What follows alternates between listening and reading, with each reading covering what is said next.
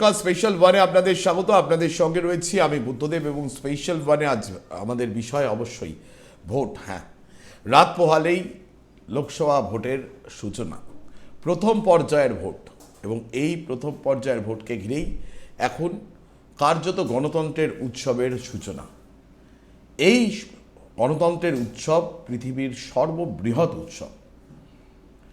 পৃথিবীতে যত দেশ আছে তাদের মধ্যে থেকে ভারতের যে এই ভোটকে ঘিরে যে উন্মাদনা তৈরি হয়, বিভিন্ন রাজনৈতিক দলের বলা যেতে পারে সরগরম রাজনীতি, সেই রাজনীতির প্রেক্ষাপটে দাঁড়িয়ে 7টা পরীক্ষা অর্থাৎ 7টা দফা, রেজাল্ট 4 জুন। তার আগে 7টা দফায় ভোট, রাজ্যে সেই 7 দফাতেই ভোট হবে। তার মধ্যে প্রথম দফায় ভোট উত্তরবঙ্গে। উত্তরবঙ্গের 3 জেলা, কোচবিহার, আলিপুরদুয়ার, জলপাইগুড়ি, এই 3 জেলায় কি হতে চলেছে? এই 3 জেলায় কিন্তু রয়েছে বিজেপির দখলে, এবং বিজেপির 3 জন সাংসদ এখান থেকে মনোনীত হয়েছিলেন, সেটা আমরা সকলেই জানি। স্বভাবতই উত্তরের মন পেতে মমতা বন্দ্যোপাধ্যায়, অভিষেক বন্দ্যোপাধ্যায়রা বদ্ধপরিকর। দিনের পর দিন সেখানে তারা পড়েছিলেন, তারা লড়াই চালাচ্ছেন সেই উত্তরের মন পেতে। কিন্তু স্বাভাবিকভাবেই প্রশ্ন উঠছে, উত্তরে কি এবার ফুটবে জোড়া ফুল, নাকি ফের একবার উত্তরের মানুষ ভরসা, বিশ্বাস, আস্থা রাখবে পদ্ম ফুলেই?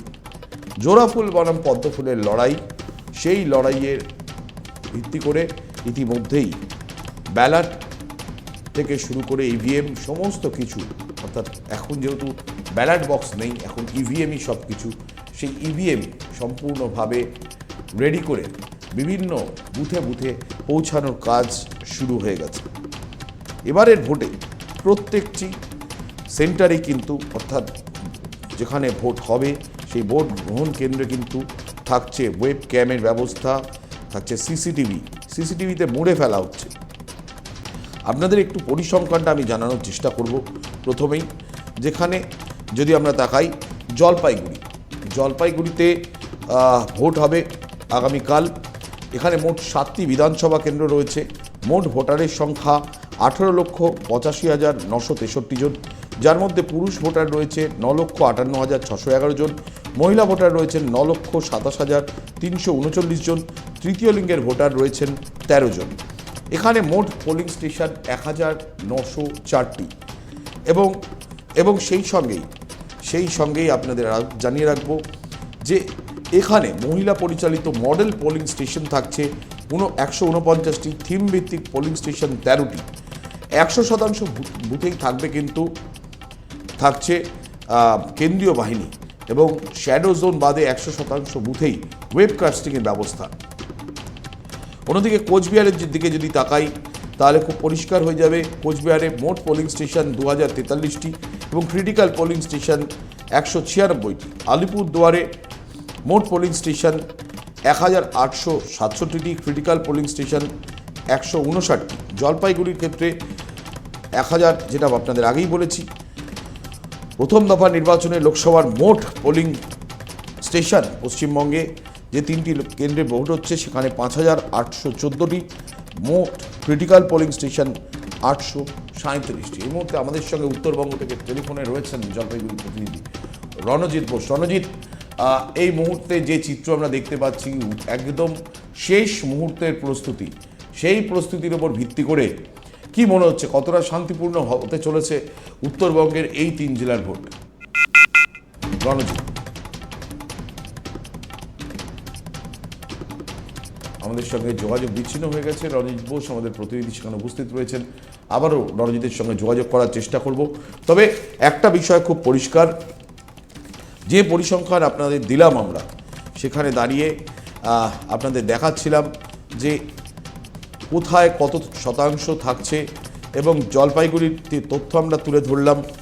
সেই সঙ্গেই আপনাদের তুলে ধরব কোচবিহারেও আপনাদের সেই পোলিং স্টেশনের সংখ্যা তুলে ধরলাম। সার্বিকভাবে নিশ্চিতভাবে আমরা সেই বিষয়টা তুলে ধরছি আপনাদের সামনে। এবং এই মুহূর্তে রণজিৎ বোস আমাদের প্রতিনিধি রয়েছেন উত্তরবঙ্গে, তিনি রয়েছেন 3 জেলার, তিনি দেখছেন পুরো জায়গাগুলো তিনি ঘুরে ফিরে দেখছেন। রণজিৎ, প্রস্তুতি কতটা উত্তরবঙ্গের এই 3 জেলার ভোটের ক্ষেত্রে, কতটা শান্তিপূর্ণ হতে চলেছে এই ভোট, কি মনে করছেন? দেখো বুদ্ধদা, আজকে কিন্তু রাত্রে হলেই কিন্তু আগামীকাল রয়েছে দেশের প্রথম দফার নির্বাচন। এই প্রথম দফার নির্বাচনে কিন্তু উত্তরবঙ্গের 3 জেলা অর্থাৎ কোচবিহার, আলিপুরদুয়ার, জলপাইগুড়িতে কিন্তু আগামীকাল ভোট হতে চলেছে। ইতিমধ্যেই কিন্তু ডিসিআরসি থেকে কিন্তু ভোট গ্রহণ কেন্দ্রগুলিতে ভোট কর্মীরা পৌঁছে গিয়েছেন। ইতিমধ্যে কিন্তু নিরাপত্তা বলয়ে কিন্তু মুড়ে ফেলা হয়েছে এই 3টি জেলার যে অতি স্পর্শকাতর যে বুথগুলি রয়েছে সেগুলিতে। প্রতিটি বুথে কিন্তু কেন্দ্রীয় বাহিনী থাকার কথা রয়েছে। কিন্তু পাশাপাশি ভোটের জন্য কিন্তু উত্তাপ বাড়তে শুরু করেছে কোচবিহার জেলাতে। কোচবিহার জেলার দিনহাটা ব্লকের বিভিন্ন জায়গাতে কিন্তু কেন্দ্রীয় বাহিনীর রুট মার্চ এখনো চলছে, এরিয়া ডমিনেশন এখনো চলছে। যেটা সেন্ট্রাল আইবি রিপোর্ট রয়েছে যে বিক্ষিপ্তভাবে কিন্তু ভোটের আগে থেকে কিন্তু উত্তেজনা শুরু হয়েছিল কোচবিহারের দিনহাটা ব্লকের বিভিন্ন জায়গাতে। সেই দিনহাটা ব্লককে কিন্তু অতি স্পর্শকাতর কিন্তু ইতিমধ্যে চিহ্নিতকরণ করে সেখানে কিন্তু এরিয়া ডমিনেশন এবং রুট মার্চ কেন্দ্রীয় বাহিনী চালাচ্ছে। আগামীকাল কিন্তু আমাদের নজর থাকবে দিনহাটা ব্লকের দিকে। পাশাপাশি জলপাইগুড়ি এবং আলিপুর দুয়ারে যে 2টি সিট রয়েছে সেই 2টি সিটেও কিন্তু আগামীকাল ভোট রয়েছে। সেখানেও কিন্তু কেন্দ্রীয় বাহিনী দিয়েই ভোট করানো হচ্ছে এবং ইলেকশন কমিশনের কিউআরটি অর্থাৎ কুইক রেসপন্স টিম এবং সেন্ট্রাল বাহিনীরও কুইক রেসপন্স টিম তাদেরকে কিন্তু মোতায়েন করা হয়েছে এই বিভিন্ন জেলাগুলিতে। এবং আগামীকালের ভোট কিন্তু নির্বিঘ্নে এবং নির্ঝঞ্ঝাটভাবে করতে মরিয়া নির্বাচন কমিশন। পাশাপাশি সেন্ট্রাল বাহিনী দিয়ে কিন্তু এই জেলাগুলিতে রুট মার্চ এবং ডমিনেশন চালানো হচ্ছে। তুমি যে কথাটা বলছিলে রণজিৎ, যে এই যে সেন্ট্রাল বাহিনী অর্থাৎ কেন্দ্রীয় বাহিনী তারা রয়েছেন, কিন্তু বারবারই বিরোধীরা একটা অভিযোগ করেন যে রাজ্যের শাসক দল পুলিশকে কাজে লাগিয়ে সেন্ট্রাল বাহিনীকে সঠিকভাবে ব্যবহার করে না। এই বিষয়টা কিভাবে দেখছো? দেখো বুদ্ধদা, বরাবর কিন্তু রাজ্যের বিরোধী দলগুলির এটা একটি বরাবর অভিযোগ ছিল, অত্যন্ত তাৎপর্যপূর্ণ এবং কিন্তু বড় অভিযোগ, যে সেন্ট্রাল ফোর্স যতই থাকুক না কেন লোকাল এরিয়ার যে ল অ্যান্ড অর্ডার সিচুয়েশন কিংবা সেন্ট্রাল ফোর্সকে মনিটরিং করার দায়িত্ব সেটা কিন্তু রাজ্য পুলিশের হাতে কিংবা লোকাল থানার হাতেই থাকছে।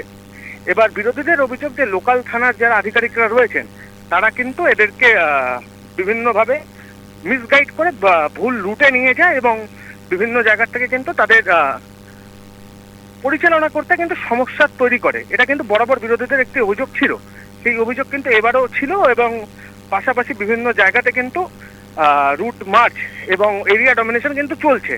রণজিৎ, উত্তরবঙ্গের মধ্যে আমি বহুবার উত্তরবঙ্গের ভোট কভার করেছি, বহুবার।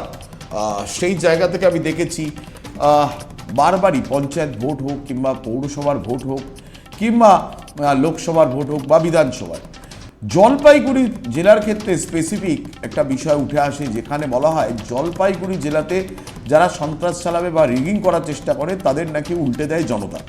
এই কথাটা কতটা ঠিক? মানে আমি নিজে দেখেছিলাম পৌরসভার নির্বাচনে দাঁড়িয়ে জলপাইগুড়িতে 3 জন প্রার্থী পাশাপাশি বসে আড্ডা মারছে, খাওয়া দাওয়া করছে।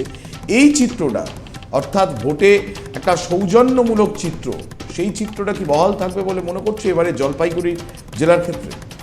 জলপাইগুড়ি জেলার বিভিন্ন ব্লকে কিন্তু সৌজন্যতামূলক রাজনীতি কিন্তু এটা বরাবরের একটা ঐতিহ্য।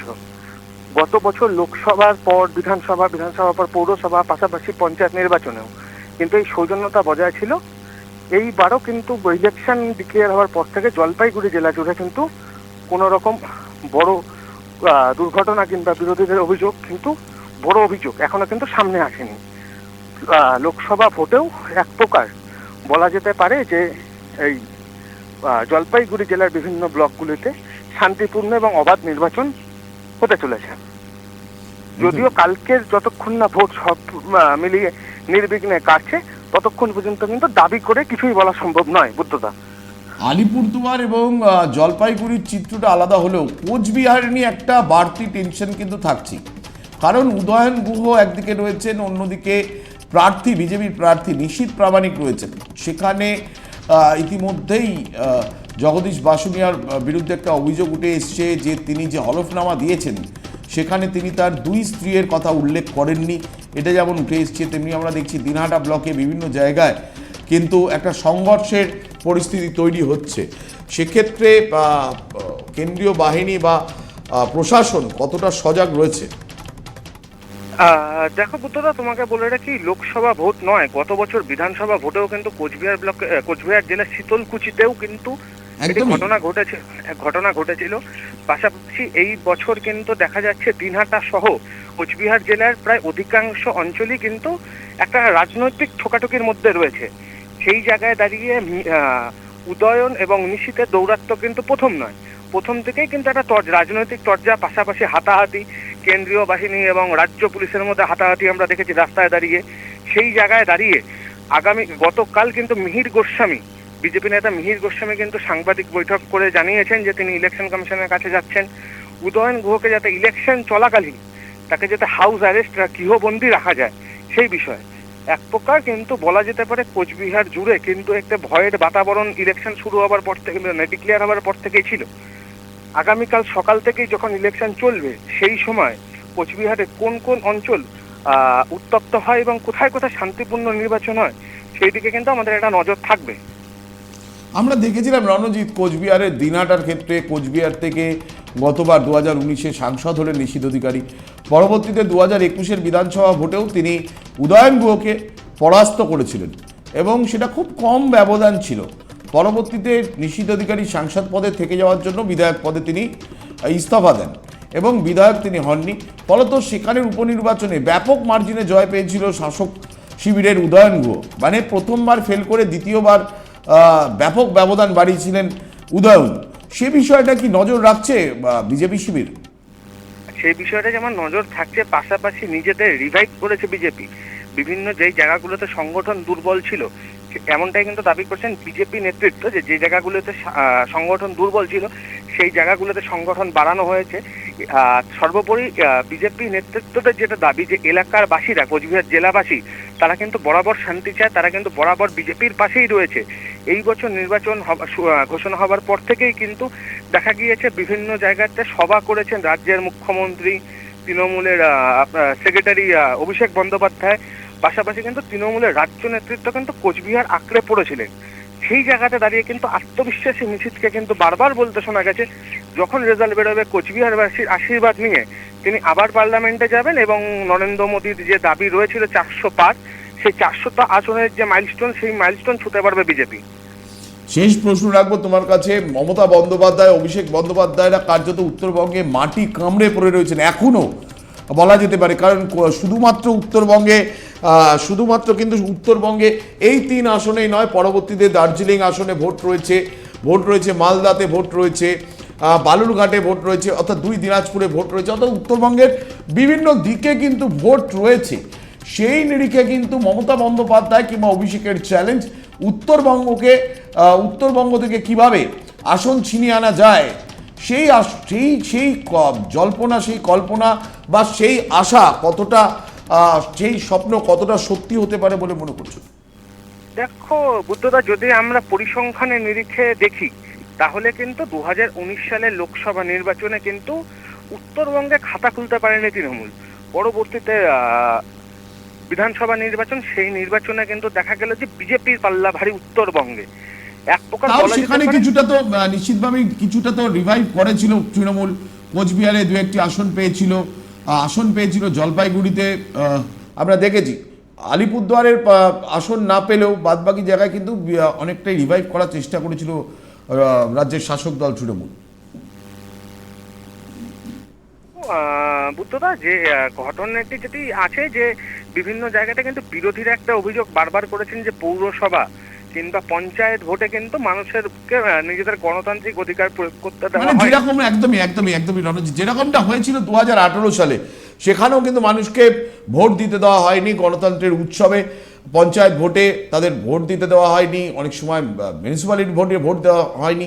অনেক ধন্যবাদ রণজিৎ বোস আমাদের সঙ্গে ছিলেন, আমাদের প্রতিনিধি উত্তরবঙ্গের, তিনি আমাদের সঙ্গে ছিলেন। তিনি যেমনটা জানালেন, সেই জায়গায় দাঁড়িয়ে কিন্তু একটা বিষয় খুব পরিষ্কার যে আগামী সময় কিন্তু উত্তরবঙ্গ কি রায় দেয়, উত্তরের রায় কি হতে চলেছে সেদিকে নজর থাকবে আমাদের। অনেক ধন্যবাদ রণজিৎ বোস। তবে সার্বিকভাবে এই 3 জেলার অঙ্ক কোন দিকে যাবে, বিজেপি কি নিজের জায়গা অর্থাৎ নিজের আসনগুলি ধরে রাখতে পারবে, যেরকমভাবে বিভিন্ন সমীক্ষা চালাচ্ছে, আমরা কোনো সমীক্ষা চালাইনি, আমরা বিভিন্ন সমীক্ষার থেকে উঠে আসছি, আমরা সেই সমীক্ষাকে অনেকেই সমীক্ষা অনেক সময় ভুল প্রমাণিত হয়েছে, অনেক সময় ঠিক প্রমাণিত হয়েছে। সেই সমীক্ষায় দেখা যাচ্ছে যে বিজেপি গতবারের থেকে আসন বাড়াবে। সেই আসন বাড়লে কতটা বাড়বে? যেটা অমিত শাহরা বলে গেছিলেন 30 থেকে 35টা আসন দরকার, সেটা কি ছুঁতে পারবে সেই ম্যাজিক ফিগার? নাকি গতবারের থেকে কয়েকটা আসন বাড়তে পারে? আবার এটাও হতে পারে তৃণমূল নেতৃত্ব যেমন দাবি করছে এবারে তৃণমূল ব্যাপক ভালো ফল করবে। কোন দিকে যাচ্ছে রাজনীতি সেদিকে আমাদের নজর থাকবে অবশ্যই, কিন্তু সময় হয়ে গেছে একটা ছোট্ট বিরতির। অবশ্যই সঙ্গে থাকুন।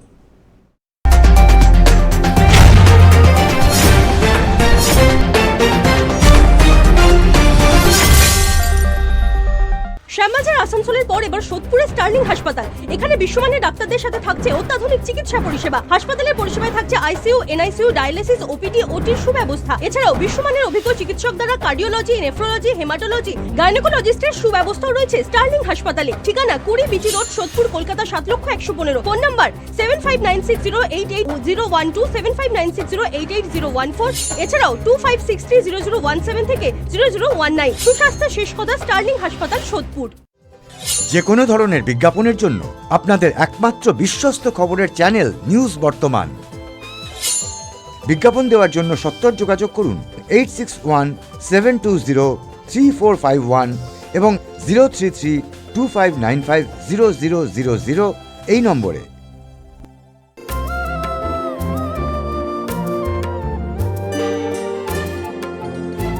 সারা বছর নিজেকে অপরূপা সাজাতে কে না চায়?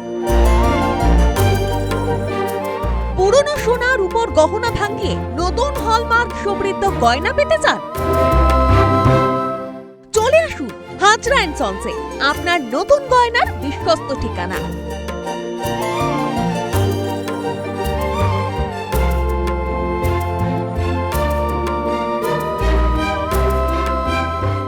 Hazra and sons jewellers, Bauria, Panchanantala, Howrah. Telephone 6289552363। Proprietor Mukunda Hazra. Shyambazar আসানসোলের পর এবার সোদপুরে স্টার্লিং হাসপাতাল। এখানে বিশ্বমানের ডাক্তারদের সাথে থাকছে অত্যাধুনিক চিকিৎসা পরিষেবা। হাসপাতালের পরিষেবায় থাকছে আইসিইউ, এনআইসিইউ, ডায়ালিসিস, ওপিডি, ওটির সুব্যবস্থা। এছাড়াও বিশ্বমানের অভিজ্ঞ চিকিৎসক দ্বারা কার্ডিওলজি, নেফ্রোলজি, হেমাটোলজি, গাইনোকোলজিস্টের সুব্যবস্থাও রয়েছে স্টার্লিং হাসপাতালে। ঠিকানা 20 বিচি road, Sodepur, Kolkata 7,115,000। Phone number 7596088012, 7596088014। এছাড়াও 25630017 থেকে 0019। সুস্বাস্থ্য শেষ কথা, স্টার্লিং হাসপাতাল, সোদপুর।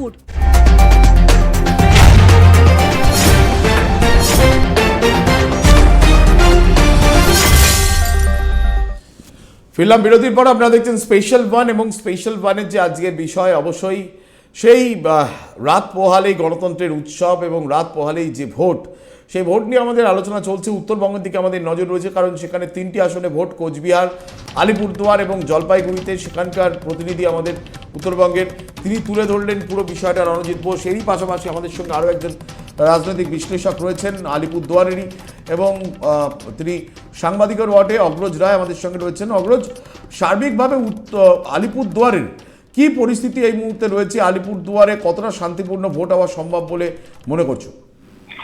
দেখো বুদ্ধদা, প্রতিবারের মতোই কিন্তু আলিপুরদুয়ারে শান্তিপূর্ণ ভোট কিন্তু এবারও হচ্ছে। কারণ প্রতিবার আমরা যেটা দেখি কোচবিহার, জলপাইগুড়ি বিভিন্ন জায়গায় কিন্তু একটা রাজনৈতিক দাঙ্গা বাজে। সেক্ষেত্রে আলিপুরদুয়ার জেলাতে কিন্তু প্রতি বছরই একটা কিন্তু শান্তিপূর্ণভাবে ভোট হয়। এবং তার পাশাপাশি গতকালও কিন্তু আলিপুরদুয়ার জেলাতে কিন্তু এই মুহূর্তে পৌঁছে গেছে কিন্তু বিশাল সেন্ট্রাল ফোর্স বাহিনী। এবং সকাল থেকেই, আজকে সকাল 7টা-8টা থেকেই কিন্তু আলিপুরদুয়ার জেলার যে ডিসিআরসি করা হয়েছে আলিপুরদুয়ার ইউনিভার্সিটিতে এবং যে প্যারেড গ্রাউন্ডে, আলিপুরদুয়ারের প্যারেড গ্রাউন্ডে, সেখান থেকে কিন্তু বহু ডিসিআরসি থেকে গাড়ি এবং ভোট কর্মীরা ধীরে ধীরে তারা বেরিয়ে পড়েছেন। বিভিন্ন যে জেলার বিভিন্ন প্রান্তের বিভিন্ন ব্লকের যে ভোট কেন্দ্রগুলি রয়েছে সেখানে কিন্তু ইতিমধ্যেই বেরিয়ে পড়েছেন, এবং আরও ভোট কর্মীরা রয়েছেন তারা কিন্তু ধীরে ধীরে ইতিমধ্যেই বেরোচ্ছেন। বুদ্ধদা, আমরা যে একটা বিষয় জানতে চাইবো, অবশ্যই সেখানে যে লড়াই হচ্ছে বা সেখানে দাঁড়িয়ে আলিপুরদুয়ারের যারা মূল দুই প্রতিপক্ষ, জন বার্লা তাকে টিকিট দেয়নি, বিজেপি মন্ত্রী ছিলেন, তার জায়গায় বিজেপির ভীষণ ট্রাস্টেড পারসন, একদম বিজেপির প্রতি ডেডিকেটেড, 2016 সালে জয় পেয়েছিলেন বিধানসভায়, পরবর্তীতে 2021-এও জয় পেয়েছেন, দলের মুখ্য সচেতক মনোজ টিগ্গাকে টিকিট দেওয়া হয়েছে। আবার আলিপুরদুয়ারের তৃণমূলের যিনি প্রেসিডেন্ট সভাপতি, সেই প্রকাশ চিকবাড়াইকেও কিন্তু টিকিট দেওয়া হয়েছে। কী মনে করছো এই জায়গা থেকে লড়াইটা কতটা হবে, সেয়ানে সেয়ানে হওয়ার সম্ভাবনা কি রয়েছে, নাকি আবারও এই সিট দখল করতে পারবে বিজেপি? দেখো, এখনো পর্যন্ত বুদ্ধদা যেটা জানা যাচ্ছে, একদিকে তুমি যেটা কিছুক্ষণ আগেই বললেন আমাদের দর্শক বন্ধুদের, সেটা সেই দিক থেকে লক্ষ্য করতে গেলে যেমন এদিকে তাবর নেতা দাঁড়িয়েছেন প্রকাশ চিক বড়াই তৃণমূলের দিক থেকে, অপরদিকে জন বাল্লা এবং মনোজ টিগ্গার মধ্যে যে একটা প্রথমে দাঙ্গা বেঁধেছিল, সেই দাঙ্গার লক্ষ্য থেকে দেখতে গেলে যে মনোজ টিগ্গা টিকিট পেয়েছে এবং সেখান থেকেও কিন্তু মনোজ টিগ্গা একটা দাপুটে বিজেপি নেতা, সেদিক থেকেও লক্ষ্য করতে গেলে দুই দলেরই কিন্তু দাপুটে নেতা এই মুহূর্তে আলিপুরদুয়ার জেলা থেকে দাঁড়িয়েছে বুদ্ধদা, এবং সেখান থেকে লক্ষ্য করতে গেলে আলিপুরদুয়ার জেলায় কিন্তু এই মুহূর্তে হাড্ডাহাড্ডি লড়াই ঘটতে চলেছে আগামীকাল, এবং এর ফলাফলই কিন্তু অগ্রজ একটা বিষয় খুব পরিষ্কার, পশ্চিমবঙ্গে একমাত্র জেলা আলিপুরদুয়ার যেখানে তৃণমূল বিধানসভা ভোটে খাতাই খুলতে পারেনি। পরবর্তীতে আলিপুরদুয়ারের টাউনে যিনি বিজেপির ক্যান্ডিডেট ছিলেন সুমন কালিলাল, কিছুদিন পূর্বেই তৃণমূলে জয়েন করেছেন, সেটা বড় কথা নয়, কিন্তু যা হিসাব বলছে সেক্ষেত্রে কিন্তু বিজেপি সব দিক থেকে সেখানে কিছুটা হলেও এগিয়ে, অ্যাডভান্টেজ পজিশনে। কি মনে করো? একদম, সেখান থেকে কিন্তু বিজেপি অনেকটাই পরিমাণে কিন্তু এগিয়ে রয়েছে, এবং যেটা এই মুহূর্তে আলিপুরদুয়ার জেলার প্রতিটি মানুষের মধ্যে, চায়ের দোকান, বিভিন্ন ব্যবসায়িক প্রতিষ্ঠান, বিভিন্ন জায়গায় যেমন গুঞ্জন ছড়াচ্ছে যে এই মুহূর্তেও কিন্তু বিজেপি কিন্তু অনেকটাই এগিয়ে থাকতে পারে এই লোকসভা ভোটে। বুদ্ধদা, অনেক ধন্যবাদ অগ্রজ রায় আমাদের সঙ্গে ছিলেন, রাজনৈতিক বিশ্লেষক, আলিপুরদুয়ারেরই বাসিন্দা। তিনি পুরো বিষয়টা আমাদের সামনে তুলে ধরলেন এবং সার্বিকভাবে একথা বলাই যায় যে এবারের এই ভোট বিজেপির কাছে 26-এর অর্থাৎ বিধানসভার পূর্বে কার্যত একটা অ্যাসিড টেস্ট। গতবার 18টা সিট নিয়ে বিজেপি আওয়াজ তুলেছিল যে এবারে বিধানসভা তাদের পার করতে হবে, ইসবার 200 পার, কিন্তু না, 77-এই থামতে হয়েছিল বিজেপিকে। 18টা আসন তারা লোকসভা পেলেও বিধানসভায় মুখ থুবড়ে পড়েছিল। যে প্রত্যাশা বিজেপির ছিল সেই প্রত্যাশা তারা পূরণ করতে পারেনি। স্বভাবতই এবারে আবারও একটা নতুন লক্ষ্য, একাধিক ইস্যু বিরোধীদের সামনে, দুর্নীতি থেকে শুরু করে সন্দেশকারীর ঘটনা, সমস্ত বিষয় কিন্তু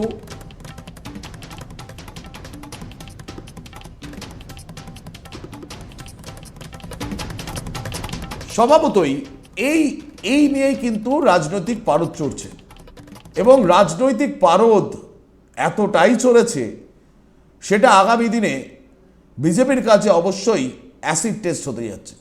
রাজ্যে বিজেপি যদি 18 থেকে তাদের সাংসদ সংখ্যা নিয়ে যেতে পারে, অর্থাৎ গতবারে যা ফলাফল করেছিল তার থেকে অন্তত 5-7টা সিট বাড়াতে পারে, তাহলে পরিবর্তনের লক্ষ্যে আরও ধাপ এগোতে পারবে।